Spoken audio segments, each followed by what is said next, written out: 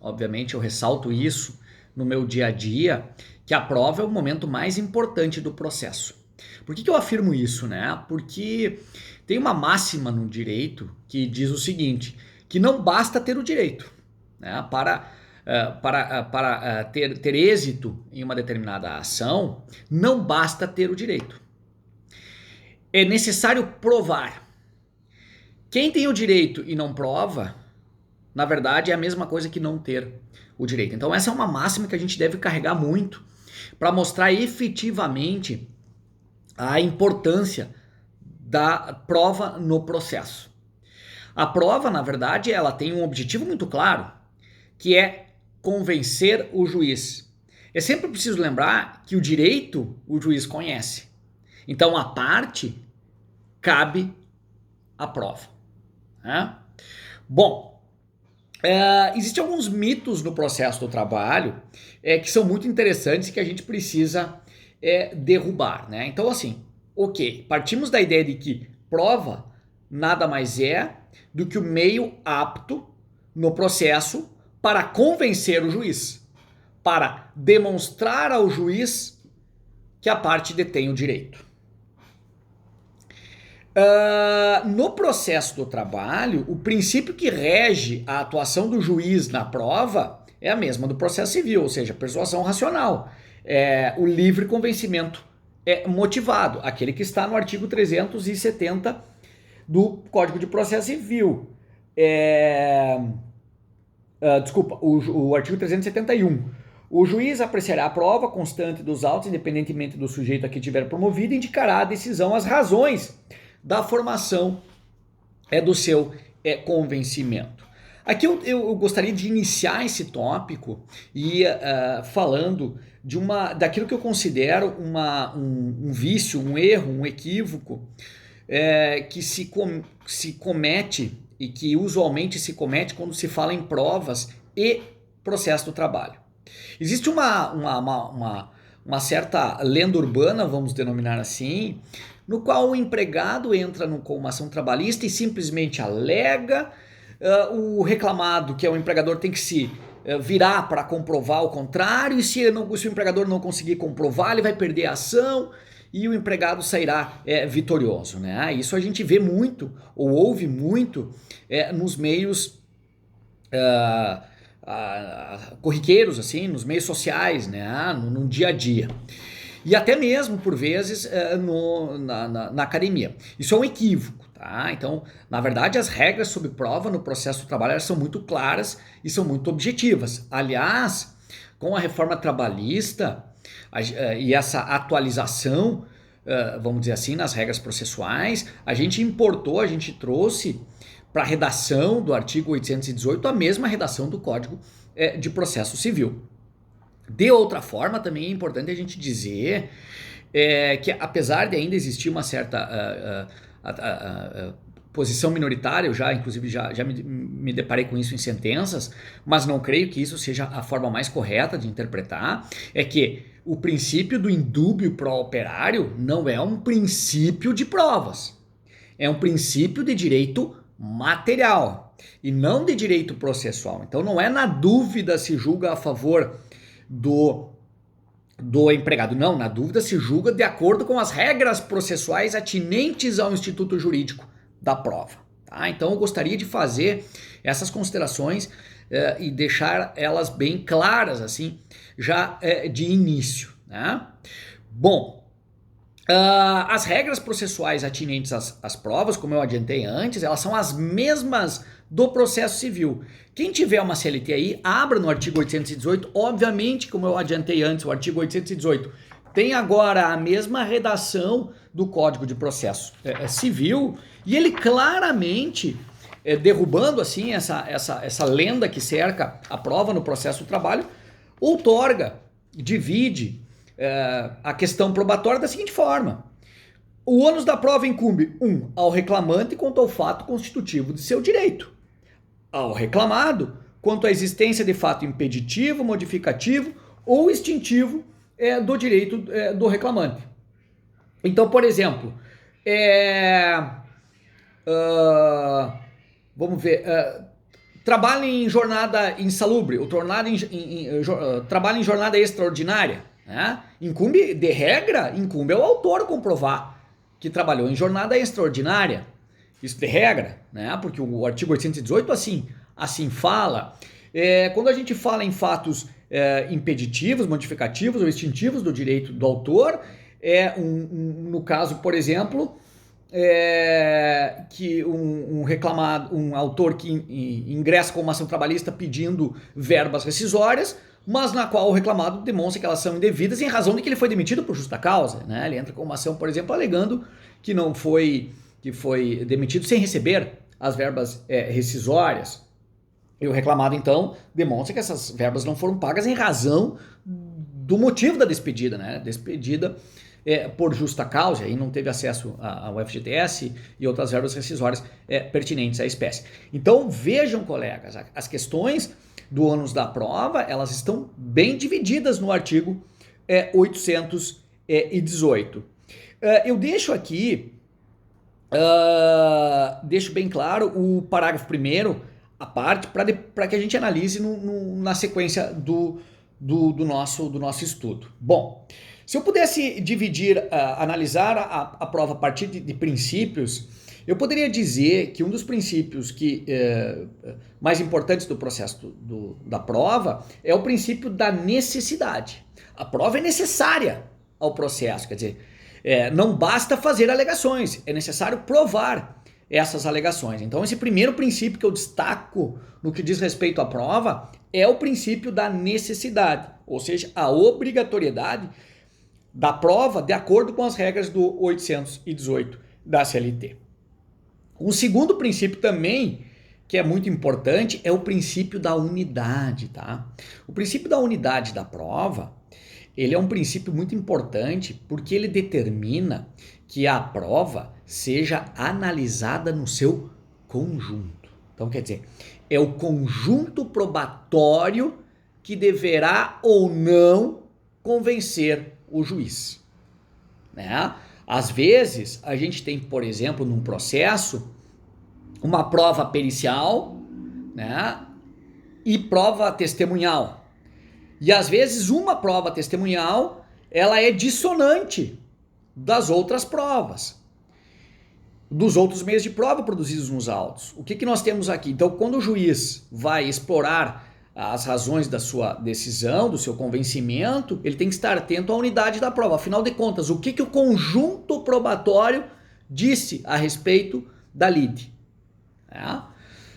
Um terceiro princípio muito importante, pessoal, é o princípio da lealdade. O princípio da lealdade que a gente pode dizer que a gente encontra aí no artigo 5º, 56 da Constituição Federal. O princípio da lealdade é aquele que veda no processo a prova obtida de forma ilícita. Né? E poderia dar um exemplo corriqueiro de prova ilícita, é a violação do e-mail pessoal do empregado, né? Para fins de comprovação de uma justa causa. Né? Então, quer dizer, um empregador que viole a intimidade, o sigilo da correspondência do empregado e utiliza aquilo como prova para fundamentar uma determinada atitude, muitas vezes a própria despedida por justa causa. Então, as provas obtidas por meio ilícitos, de forma ilícita, elas não são admitidas no processo do trabalho. Um quarto princípio que eu poderia destacar a vocês é o princípio do contraditório. Bom, pessoal, não há prova unilateral. A prova tem que estar submetida ao crivo do contraditório. O que é o crivo do contraditório? O contraditório nada mais é do que, uma vez produzida a prova, a parte tem que ter o direito de contrapor. Ela tem que ter direito ao acesso àquela prova. Né? É por aqui, por exemplo, que a gente pode explicar por que um boletim de ocorrência não é uma prova. E por que não é uma prova? Porque simplesmente ela é uma declaração unilateral. Né? Quando se vai a uma delegacia de polícia e se registra uma ocorrência, não se vai com a outra parte, ou não se dá voz à outra parte do boletim de ocorrência. Né? O boletim de ocorrência lavra, na verdade, demonstra, exterioriza, na verdade, a versão apenas daquele que se propôs a fazer o boletim de ocorrência. Um quinto princípio é o princípio da oportunidade. Já cansei de falar para vocês, né, que o conceito clássico de processo é como sendo uma sucessão ordenada de atos dentro de modelos previstos em lei. E nessa sucessão ordenada de atos, obviamente que a prova tem seu momento para ser produzida, né? E a dilação probatória é um momento do processo, em que a parte que não utilizar-se daquele momento para fazer a prova, está sujeito às penas, né, da sua inércia, e a pena é a preclusão. Né? Um outro princípio muito importante é o princípio da igualdade, né, pessoal? A prova, ela está adstrita ao princípio da igualdade, ou seja, todos têm que ter iguais condições de apresentar a prova. Né? Não se admite, por exemplo, uma perícia de insalubridade no qual uma das partes não é intimada acerca do ato. Né? O juiz designa uma perícia de insalubridade, designa a data, designa o horário e apenas intima uma das partes. Né? Ou às vezes o que acontece é o perito se atrasar, ou o perito pedir o adiamento e comunicar apenas uma das partes, né? Por ter o telefone de uma das partes, por ter o telefone do perito técnico, do assistente técnico de uma das partes, né? E a outra parte não ficar sabendo daquele ato. Um outro princípio muito, muito interessante, muito importante, é o princípio da obrigatoriedade. Pessoal, a prova ela é obrigatória. Tanto é que o juiz pode, quer dizer, pode, porque ela é de interesse do Estado, determinar a prova. É o que diz, por exemplo, o artigo 370. Caberá ao juiz, de ofício ou a requerimento da parte, determinar as provas necessárias ao julgamento do mérito. Posso, traduzindo isso num exemplo, e é comum acontecer isso na justiça, às vezes o reclamado, por exemplo, ou o reclamante, numa audiência com a testemunha no saguão, pretende desistir daquela testemunha. Né? E uma das partes, ou o próprio juiz, uma vez arrolada aquela testemunha, diz, não, mas eu quero ouvir essa testemunha. Ele pode querer ouvir essa testemunha, porque aquela testemunha passa a ser uma testemunha do processo. Né? E a prova é obrigatória. O Estado tem interesse no esclarecimento da verdade. E por fim, pessoal, naquilo que se considera um dos princípios mais importantes, é o princípio da aptidão para a prova. O princípio da aptidão para a prova significa a oportunidade, a possibilidade de o juiz quebrar, mitigar as questões primordiais sobre prova, quer dizer, reclamante, fato constitutivo, reclamado, fato impeditivo, modificativo ou extintivo, para, de acordo com a circunstância do processo, determinar a quem incumbe a prova. Ou seja, administrar o ônus da prova, atribuindo àquele que tem melhores condições de fazer, ou seja, daquele que está mais apto a fazer aquela prova. É aquilo que está previsto agora no parágrafo 1º do artigo 818. Olhem comigo. Nos casos previstos em lei, ou diante de peculiaridades da causa relacionadas à impossibilidade ou excessiva dificuldade de cumprir o encargo nos termos deste artigo 818, ou a maior facilidade de obtenção da prova, do fato contrário, poderá o juiz atribuir o ônus da prova de modo diverso, desde que o faça por decisão fundamentada, caso em que deve dar à parte a oportunidade de se desincumbir do ônus que lhe foi atribuído. Então isso é muito importante, quer dizer, o juiz, o princípio da aptidão para a prova, permite um reordenamento do ônus da prova de acordo com aquele que tem melhores condições de fazer, daquele que está mais apto a fazer aquela determinada prova. Uma das decorrências decorre do princípio da aptidão para a prova, um princípio que vocês conhecem, que é o princípio da inversão do ônus da prova.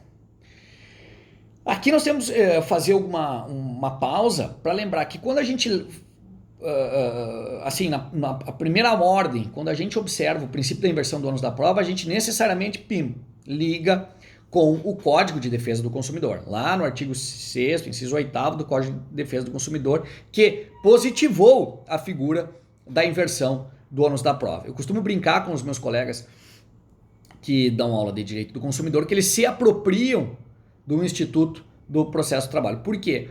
Porque o Código de Defesa do Consumidor, ele alardeou essa propaganda de que a inversão do ônus da prova é uma invenção do Código de Defesa do Consumidor. E, na verdade, a única coisa que tem no Código de Defesa do Consumidor foi positivar a inversão do ônus da prova. Mas a jurisprudência trabalhista, sobretudo o TST, de longa data, já trazia a possibilidade da inversão do ônus da prova no processo de trabalho. Portanto, pessoal, a inversão do ônus da prova é uma realidade do processo do trabalho.